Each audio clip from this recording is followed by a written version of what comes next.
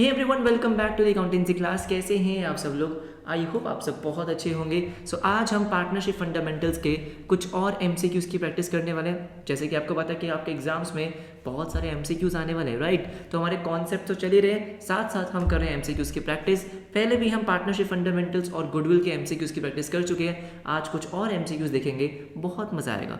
फटाफट से आज की क्लास शुरू करते हैं। देखो फटाफट से देखो, फर्स्ट एमसीक्यू हमारा क्या है? The partnership deed should be properly drafted and prepared as per the provisions of dash and preferably registered with D dash। पता है आपको, ये सेम एमसीक्यू, बिल्कुल एग्जैक्ट सेम एमसीक्यूज अभी जो रीसेंट क्लास 12th के बोर्ड्स हुए हैं उसमें आया था, और ये फर्स्ट क्वेश्चन था।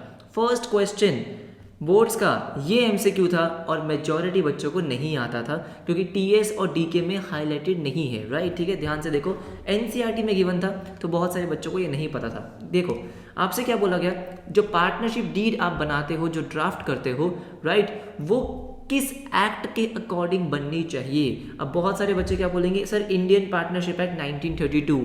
ध्यान से मेरी बात सुनो, जो आप पार्टनरशिप डीड बनाते हो, राइट, पार्टनरशिप डीड के बनाने का पूरा प्रोसीजर, उसका फॉर्मेट क्या है, वो सब कुछ कहाँ दे रखा है? आपको दे रखा है स्टैम्प एक्ट में। किस में दे रखा है? स्टैम्प एक्ट में। इंडियन पार्टनरशिप एक्ट 1932 में नहीं दिया है, राइट? ध्यान रखना इस बात को। एक यही एमसीक्यू है जो आपको कई बार परेशान करेगा कि सर इंडियन पार्टनरशिप एक्ट क्यों नहीं है, क्योंकि स्टैम्प एक्ट जब बना था तो उसके अकॉर्डिंग ये मेंशन किया गया था कि जब भी कोई डीड बनेगी, पार्टनरशिप डीड बनेगी, तो कैसे ड्राफ्ट होनी है, कैसे प्रिपेयर होनी है, पूरा का पूरा फॉर्मेट किसमें गिवन है? स्टैम्प एक्ट में। तो हमारा first fill in the blanks तो क्या है? Stamp act, as per the provisions of stamp act. अब आपने बना तो ली है, आपने पार्टनरशिप डीड एज पर दी स्टैम्प एक्ट बनवा ली है, लेकिन उसको रजिस्टर्ड कराना भी तो जरूरी होता है। तो रजिस्टर्ड कहाँ कराएंगे?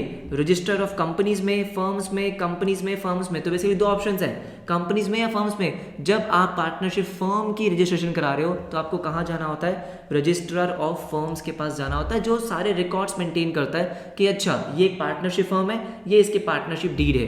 बात समझ में आई? तो आपको ये एमसीक्यू ध्यान रखना, इंपॉर्टेंट एमसीक्यू है। थियोरेटिकल है, प्योर थियोरेटिकल है, आपके बुक में बहुत ज़्यादा गिवन नहीं है, लेकिन बोर्ड्स में आया था, ठीक है? तो बेसिकली पार्टनरशिप डीड किसके प्रोविजंस के अकॉर्डिंग? स्टैम्प एक्ट के प्रोविजंस के अकॉर्डिंग। दूसरा, रजिस्ट्रेशन कहाँ पे होता है? रजिस्ट्रार ऑफ फर्म्स में होता है। ये बात क्लियर है? ठीक है, आई होप आप ध्यान रखोगे। सेकेंड एमसीक्यू पे आते हैं, MCQ number 2। Which of the following is not the feature of partnership? Partnership का फीचर क्या नहीं है? अच्छा, अग्रीमेंट। क्या एग्रीमेंट पार्टनरशिप का फीचर नहीं था? याद करो। अच्छा ठीक है। Sharing of profits, limited liability, 2 और मोर पर्सन्स। हाँ जी, सोच के बताओ क्या है इसका आंसर। हमने जब पार्टनरशिप के फीचर्स डिस्कस किए थे, कैरेक्टरिस्टिक्स डिस्कस किए थे, तो डिस्कस किया था एग्रीमेंट 100% है। एग्रीमेंट उसका एक फीचर है कि भाई एग्रीमेंट होना चाहिए, और आपका ओरल एग्रीमेंट, रिटन एग्रीमेंट होना चाहिए। Sharing of profits, of course जो आप बिजनेस कर रहे हो उसमें प्रॉफिट शेयरिंग होनी चाहिए। अब आता है एक लिमिटेड लायबिलिटी।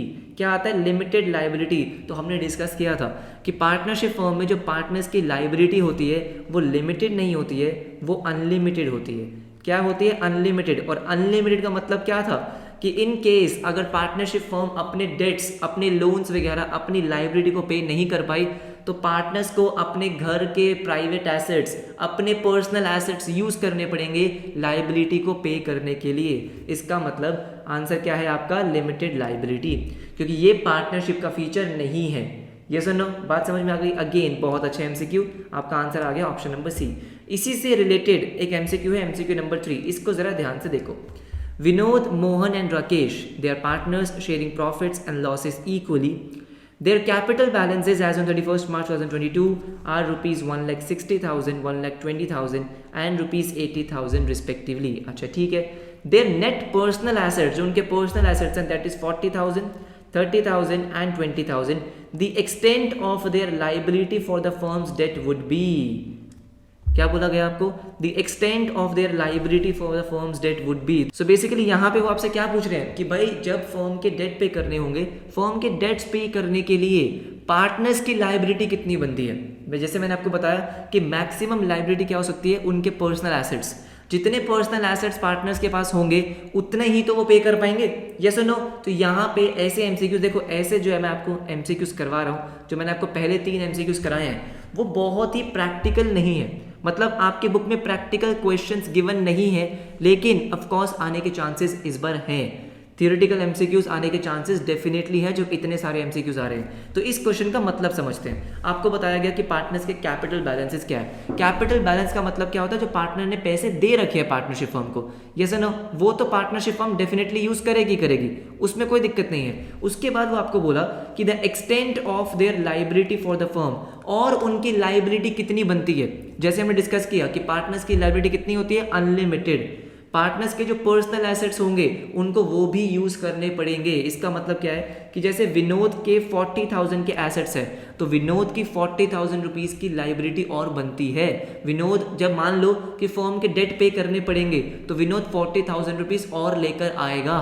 यस और नो, अपने घर बार जितने भी एसेट्स है सब कुछ बेच बाच के 40,000 रुपीज वो और लेकर आएगा। मोहन 30,000 लेकर आएगा और राकेश 20,000 लेकर आएगा। तो जब आपसे पूछ रहे हैं the extent of their liability for the firm's debt, तो आप आंसर क्या दोगे, आंसर वुड बी जितने भी उनके पर्सनल एसेट्स हैं। Option number B 40,000, 30,000 and 20,000। ठीक है, एमसीक्यूज थोड़े से टिपिकल है लेकिन ध्यान रखना। ओके, इसके बाद तो इजी है। देखो MCQ number 4, under what circumstances interest on loan will be debited to profit and loss account. हाँ जी, कौन से ऐसे सर्कमस्टांसेस है जहां पे आपको इंटरेस्ट ऑन लोन डेबिट करना पड़ेगा। जब आपके पास प्रॉफिट है, पार्टनरशिप फर्म में प्रॉफिट है, सिर्फ तभी आप प्रॉफिट एंड लॉस अकाउंट में डेबिट करोगे। जब लॉस है, जब पार्टनरशिप फर्म में लॉस है, सिर्फ तभी डेबिट करोगे। जब कोई पार्टनरशिप डीड नहीं है तब करोगे, या फिर इन तीनों सिचुएशंस में करोगे।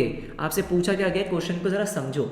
इंटरेस्ट ऑन पार्टनर्स लोन, जो पार्टनरशिप फर्म को इंटरेस्ट पे करना होता है, पार्टनरशिप फर्म जो इंटरेस्ट पे करती है, वो प्रॉफिट एंड लॉस अकाउंट में कब डेबिट होता है। तो अगर आपको याद हो तो इंटरेस्ट ऑन लोन क्या होता है, चार्ज।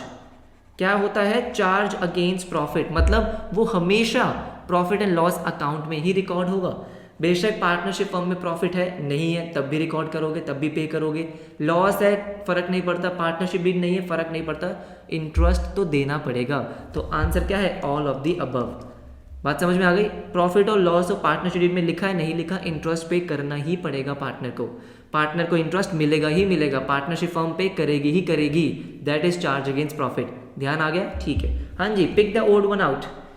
ठीक है, आपको बताना है, 4 आपको आइटम्स दे रखे हैं, rent to partner, managers commission, interest on partners loan और इंटरेस्ट ऑन पार्टनर्स कैपिटल। क्या लगता है आपको, इन चारों में से कौन जो अलग है, बाकी 3 सेम है, अलग कौन है। हाँ जी, क्या लग रहा है आपको, ए, बी, सी या डी, कुछ तो लग रहा होगा। ठीक है, rent to partner, manager commission और इंटरेस्ट ऑन पार्टनर्स लोन, इन तीनों में एक चीज कॉमन है, दैट इज ये तीनों के तीनों चार्ज है, चार्ज अगेंस्ट प्रॉफिट है। तीनों के तीनों प्रॉफिट एंड लॉस अकाउंट में रिकॉर्ड होते हैं। Interest on partners loan, manager commission, rent to partner, ये सारे के सारे चार्ज है, लेकिन interest on partners loan odd one out है। क्यों, क्योंकि ये एप्रोप्रिएशन है, ये आप पीएनएल एप्रोप्रिएशन में रिकॉर्ड करते हो। याद आ गया, यस और नो। अच्छा एमसीक्यू था, ठीक है, फटाफट से नेक्स्ट देखो, MCQ number 6, which of the following is true.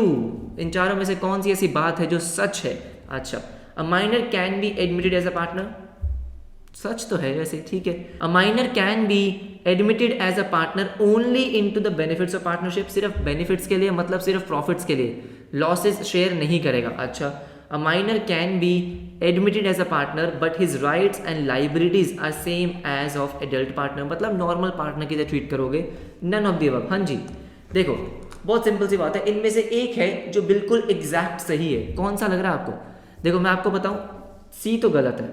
क्यों, क्योंकि माइनर के राइट्स और लाइबिलिटीज एडल्ट पार्टनर के जैसे नहीं होते हैं, उसके थोड़े से अलग होते हैं। ठीक है, पहले दो में से कौन सा सही लग रहा है, पहले दो में से आपका आंसर होना चाहिए ऑप्शन नंबर बी, क्योंकि जब माइनर एडमिट होता है, जब माइनर का एडमिशन होता है तो सिर्फ और सिर्फ पार्टनरशिप के बेनिफिट्स के लिए होता है। माइनर कभी भी पार्टनरशिप फर्म के लॉसेस शेयर नहीं करता है। बात समझ में आ गई। तो एप्रोप्रिएट मोर एग्जैक्ट आंसर कौन सा है आपका, ऑप्शन नंबर बी। क्लियर है, ओके। 7 देखते हैं फटाफट से, which of the following is true. Again पूछ रहा है कि सच क्या है, regarding the interest on loan to a partner when the firm maintains fluctuating capital account। ये बहुत इंटरेस्टिंग है। जर्नल एंट्री आपको कितनी आती है ये पता चलेगा आपको यहाँ पे। हाँ जी, आपसे पूछ रहा है कौन सच है। पहली एंट्री बोल रहा है credit the interest on partners loan account and debit PNL appropriation account, मतलब वो सिंपली आपसे एंट्री पूछ रहा है, जर्नल एंट्री पूछ रहा है कि इंटरेस्ट ऑन पार्टनर्स लोन की जर्नल एंट्री क्या होती है। उन्होंने बोला पीएनएल एप्रोप्रिएशन को डेबिट करो, इंटरेस्ट ऑन पार्टनर्स लोन को क्रेडिट करो। क्या ऐसा हो सकता है? ऐसा नहीं हो सकता। क्यों? क्योंकि पीएनएल एप्रोप्रिएशन नहीं आएगा, बिल्कुल भी नहीं आएगा। क्यों? क्योंकि interest on partners loan charge against profit होता है, यस और नो, ठीक है। सेकेंड है debit partners capital account credit P N L appropriation, ये तो बिल्कुल गलत हो गया क्योंकि हमने डिस्कस किया था कि पार्टनर्स लोन से रिलेटेड जो भी ट्रांजैक्शंस है वो पार्टनर्स लोन अकाउंट में जाती है, पार्टनर्स के कैपिटल अकाउंट में लोन कभी भी नहीं जाता, इंटरेस्ट कभी भी नहीं जाता, याद आ गया, ठीक है, ये भी गलत हो गया। Credit interest on partners loan account and debit P N L account, हाँ जी हाँ जी हाँ जी हाँ जी, क्या ये सही है? ये बिल्कुल सही है।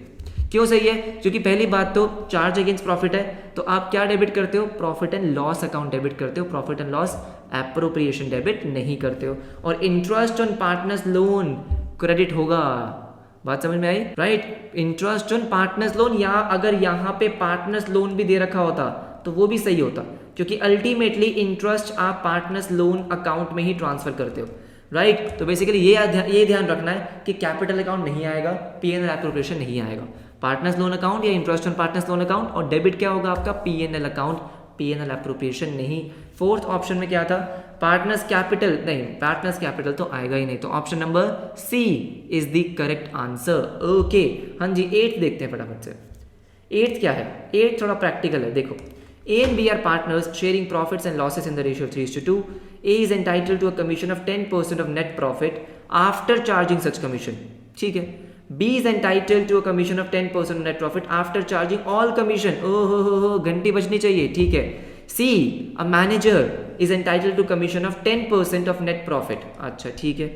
Profit before charging any commission कितना है? 1,10,000। ओहो, बी को कमीशन कितनी मिलनी है वो निकालनी है। सबसे पहले आप क्या करोगे? सबसे पहले बताओ क्या करोगे? सबसे पहले आप निकालोगे नेट प्रॉफिट, और नेट प्रॉफिट निकालने के लिए मैनेजर कमीशन माइनस करनी पड़ेगी। क्यों? क्योंकि मैनेजर कमीशन जो है वो प्रॉफिट एंड लॉस अकाउंट का एक्सपेंस है, प्रॉफिट एंड लॉस अकाउंट में रिकॉर्ड होता है, और जब तक प्रॉफिट एंड लॉस अकाउंट के सारे एक्सपेंसेस रिकॉर्ड नहीं हो जाते, सारे के सारे एक्सपेंसेस रिकॉर्ड नहीं हो जाते, तब तक आप क्या नहीं करते? तब तक आप नेट प्रॉफिट नहीं निकाल सकते। बात समझ में आई? तो इसका मतलब आपको प्रॉफिट कितना गिवन है? 1,10,000, लेकिन इसमें से आपको मैनेजर्स कमीशन माइनस करनी पड़ेगी, कितनी है? 10% ऑफ नेट प्रॉफिट, सिंपल 10% लिखा है, तो 1,10,000 माइनस 11,000, बेटा 1,10,000 का 10% कितना होगा? 11,000, तो नेट प्रॉफिट दोस्तों आ गया 99,000। बहुत बढ़िया। अगर मैं ए की कमीशन निकालता हूं तो ए ने क्या बोला था? Entitle to commission of 10% of net profit, this is net profit after charging such commission, अपनी कमीशन चार्ज करने के बाद। और आफ्टर चार्जिंग के लिए आपको पता है क्या करते हो? रेट अपॉन में 100 plus rate multiply by 99,000, this is 9,000। लेकिन आपसे ए की तो पूछी नहीं गई है, आपसे पूछी गई है बी की। बी की भी देखते हैं बेटा, फटाफट से देखो। बी के लिए क्या है कि B is entitled to commission of 10% of the net profit after charging all commission. all commission का मतलब क्या था? अपनी कमीशन तो चार्ज करनी है, अपनी कमीशन चार्ज करने के लिए आप ये करते हो रेट अपॉन 100 प्लस रेट, लेकिन ऑल का मतलब है कि अगर किसी और पार्टनर को कमीशन दी जा रही है उसको भी माइनस करो नेट प्रॉफिट में से। बात समझ में आई? तो इसका मतलब ये है अपनी कमीशन चार्ज करने के लिए, अगर मैं बी की बात करता हूं तो अपनी कमीशन चार्ज करने के लिए तो 10/110, आफ्टर चार्जिंग ऑल कमीशन करने के लिए नेट प्रॉफिट कितना था? 99,000, उसमें से ए की कमीशन माइनस करनी पड़ेगी 9,000, यस और नो? तो 90,000 का 10/110 आंसर डेसिमल में आएगा 8181 पॉइंट समथिंग ऐसे करके 8181.8। तो आप आंसर क्या टिक करोगे? 8182 अप्रोक्सीमेटली। कमीशन का कॉन्सेप्ट पूरा रिवाइज हो गया, यस और नो? आई होप आपको याद होगा, नहीं है तो दोस्तों कॉन्सेप्चुअल वीडियोस डिटेल्ड में डाल रखी है आपके लिए, प्लीज जाके देख लीजिए, राइट? ओके, सो 9th MCQ देखते हैं जरा। 9th देखते हैं फटाफट से। A and B they were partners in a firm, okay, without any partnership deed। पागल लोग, अच्छा ठीक है। They admitted C into the partnership on 1st April 2021। Before that, अब ये ना बहुत इंटरेस्टिंग MCQ है। A and B were partners in a firm without any partnership deed। They admitted C into the partnership on 1st April 2021। Before that, C has given the loan of rupees 1 lakh to the partnership on 1st May 2019 at 10% per annum. Now, how much interest should be paid to C? Oh my God! मैं आपको situation समझाता हूँ कि हुआ क्या। हुआ ये है कि C पहले जब पार्टनर नहीं था, पहले मतलब 1st May 2019 को इसने पार्टनरशिप फर्म को लोन दिया था। भाई कोई भी बंदा होगा, ठीक है, एम्प्लॉय हो सकता है, कोई आउटसाइडर हो सकता है, 10% पर एनम पे लोन दिया था। इसके बाद अगले साल 1 अप्रैल 2021, ठीक है, ये बन गया पार्टनर। अब आपसे पूछा गया है कि क्योंकि सी ने लोन दे रखा है और अब ये पार्टनर बन गया है, तो अब इसको किस रेट से इंटरेस्ट मिलना चाहिए? क्या लगता है आपको? सोचो सोचो, क्या लगता है आपको? ठीक है, कुछ बच्चे बोलेंगे सर 6% से, क्योंकि पार्टनरशिप डील नहीं है। ये सुनो, कुछ बच्चे क्या बोलेंगे, सर 6% से मिलना चाहिए। कुछ बच्चे बोलेंगे सर इंटरेस्ट ही मत दो। कुछ बच्चे बोलेंगे 10, कुछ बोलेंगे नहीं। अच्छा मेरी बात जरा ध्यान से सुनो, इसने लोन कब दिया था? कब दिया था इसने लोन? जब वो पार्टनर नहीं था। जब पार्टनर नहीं था, ये सुनो, तो जब ये पार्टनर नहीं था तो सी और पार्टनरशिप फर्म के बीच में क्या कॉन्ट्रैक्ट हुआ होगा कि इसको 10% से मिलेगा इंटरेस्ट। तो बेटा बेशक वो पार्टनर बन जाए, उसको 10% से इंटरेस्ट तो मिलेगा। ये जो 6% वाला प्रोविजन है, वो 6% वाला प्रोविजन कब होगा? जब वो पार्टनर रह के लोन देता। अगर सी पार्टनर होता और उसने तब लोन दिया, तब तो उस पर 6% का इंटरेस्ट आप लगा सकते थे, क्योंकि पार्टनरशिप डील नहीं है। लेकिन क्योंकि इसने लोन दिया तब जब ये पार्टनर नहीं था, पार्टनर बनने से पहले इसने लोन दिया है, तो जब ये पार्टनर नहीं था तो इसके और पार्टनरशिप फर्म के बीच में जो कॉन्ट्रैक्ट हो रखा है 10% पे, उसी पे इसको इंटरेस्ट दिया जाएगा। मजेदार एमसीक्यू था, राइट? देखो आज का लास्ट एमसीक्यू फटाफट से कंप्लीट करेंगे। In the absence of partnership deed, a partnership firm is entitled to an interest on the amount advanced to the partner at the rate of, oh my god, क्या English लिखी है इन्होंने। In the absence of partnership deed, इतनी बात तो समझ में आ गई कि पार्टनरशिप डील नहीं है। A partnership firm is entitled, उसको मिलनी है, to an interest on the amount advanced to the partner। Simple सी भाषा में बताता हूं कि पार्टनरशिप फर्म ने पार्टनर को लोन दिया है, पार्टनरशिप फर्म ने पार्टनर को लोन दिया है। एडवांस टू द पार्टनर का मतलब क्या है कि पार्टनर को लोन दिया, अब पार्टनरशिप डील नहीं है, तो किस रेट से पार्टनरशिप फर्म को इंटरेस्ट मिलना चाहिए? बहुत सारे बच्चे 6% बोल रहे हो ना? कितना? 6%। बेटा इस पे कोई इंटरेस्ट नहीं मिलता। 6% जो रेट है वो सिर्फ कौन से लोन पे एप्लीकेबल है? जब पार्टनर पार्टनरशिप फर्म को लोन देता है। पार्टनर ने पार्टनरशिप फर्म को लोन दिया, कोई पार्टनरशिप डील नहीं है, 6% एप्लीकेबल, बिल्कुल सही। लेकिन पार्टनरशिप फर्म ने अगर लोन दिया है पार्टनर को और पार्टनरशिप डील नहीं है, तो पार्टनरशिप फर्म को कोई लोन नहीं मिलेगा, कोई इंटरेस्ट नहीं मिलेगा। बात समझ में आई? अगर ये कॉन्सेप्ट आपको नहीं पता है तो ट्रस्ट मी, मेरी एक बात मान लो, पूरी की पूरी प्लेलिस्ट बनी हुई है। गुडविल हो चुका है, पार्टनरशिप फंडामेंटल हो चुका है, चेंज इन पीएसआर हमने आज शुरू कर दिया है। उस प्लेलिस्ट को फॉलो करते रहो, आपको और कुछ करने की जरूरत नहीं है। उस प्लेलिस्ट को ढंग से फॉलो करो, घर पे प्रैक्टिस करो, अकाउंट्स आपकी हो जाएगी। ये सुनो, तो आज हमने करे हैं कुछ बहुत ही बढ़िया एमसीक्यूज, राइट? ऐसे ही हम एमसीक्यूज की प्रैक्टिस करते रहेंगे। अगर आपको मजा आया है तो आपको पता क्या करना है, आपको लाइक करना है, पहले दोस्तों के साथ शेयर करना है, अच्छा सा कमेंट करके बताना है कि मजा आया नहीं आया, कोई डाउट है तो वो पूछ सकते हो, राइट? और अगर आप आए हो पहली बार तो उस सब्सक्राइब बटन को प्रेस करके उस बेल आइकन को दबाना है। मिलेंगे आपसे नेक्स्ट क्लास में, तब तक के लिए बाय बाय, टेक केयर।